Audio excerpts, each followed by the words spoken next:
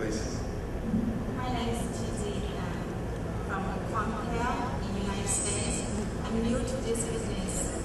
I have a question regarding the legality of using our own box in different countries. Now we have IP adapter and our own IP adapter for VoIP phone service. So my question is, our opportunity will be limited if we can use it in different countries. Let's say if a customer in different country and we can connect it and give them our own IP box. No, whether that's big or not, I just really want to know that. Whether it's legal or not, I think it's really dependent on the country you're in. Was that your question? Whether it's legal? I think in some countries it's totally legal and it's not a problem. In some other countries you will find it's totally illegal. and if you caught, you're in trouble. But there's no general answer to this. But I agree with you. This is great potential for us carriers. The next question is, how do we monetize this? How do we make sure that it's not something you get for free when you travel? You need to pay for this somehow. Who do you pay? Your initial operator, fine. But me, as your host, what's it is for me? I need to find a way to explain it. I wouldn't mind to pay some small amount of fee for How much? it. Let's take this one as mine. But who we are looking for, who we are negotiating, that's another question.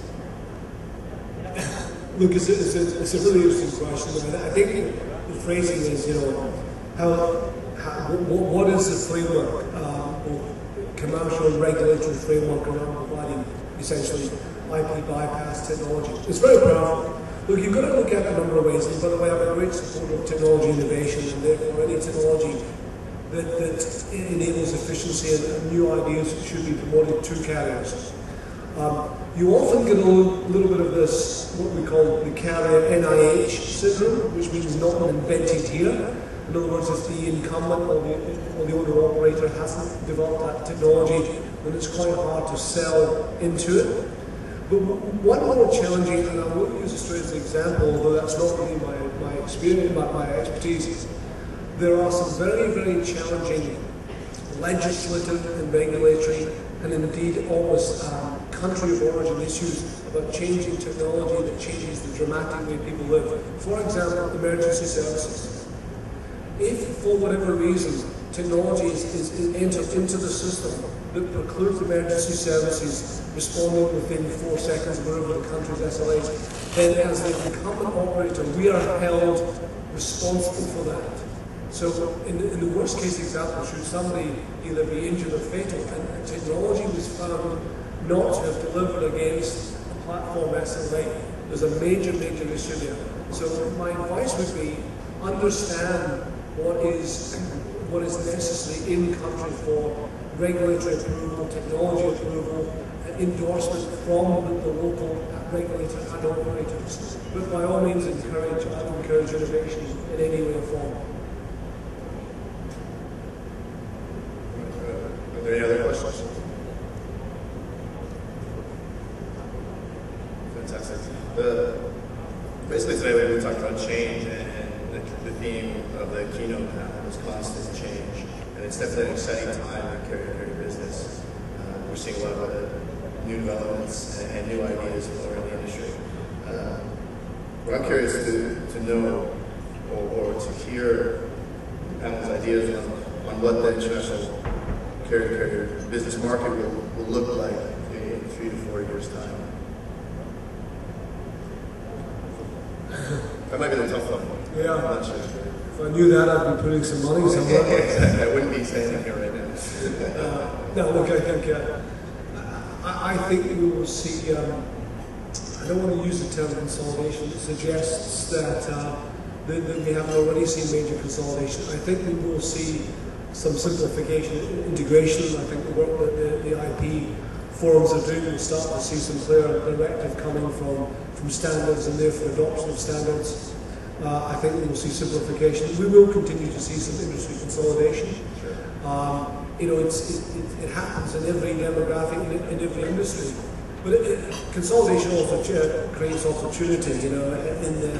with the current global financial crisis, as many of you would know, the major multinational banks go out and decide to revisit their cost structures and their infrastructure. What they do is they don't suddenly stop doing business.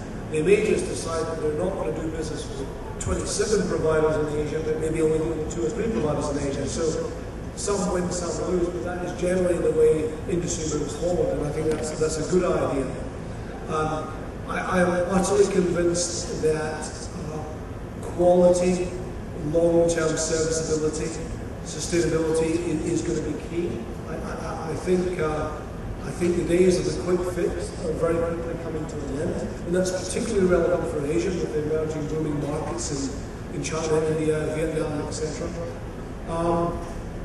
And I mentioned it earlier, I firmly believe, maybe it's my soapbox pitch, I do think there is a model to be learned by this airline industry model of being able to interoperate between each other without stealing each other's lunch. I see more of that taking place.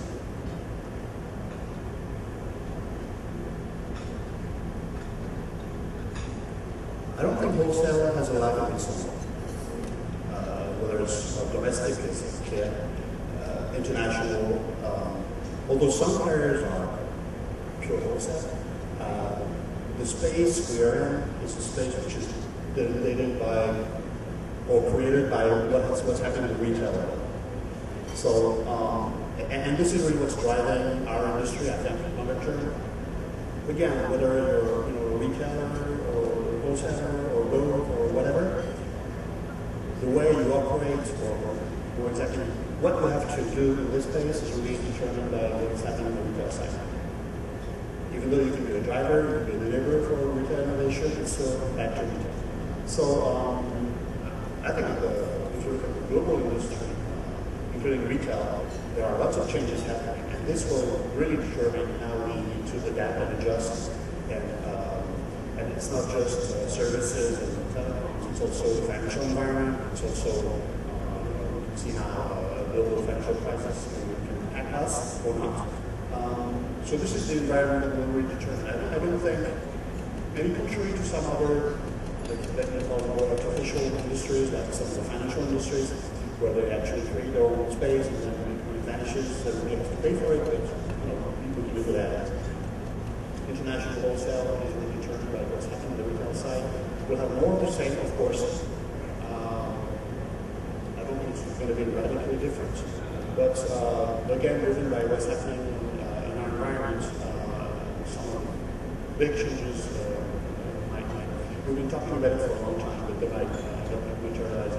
But again, it's not like we could decide what's going on. It's not much of an answer. Yeah, that's good.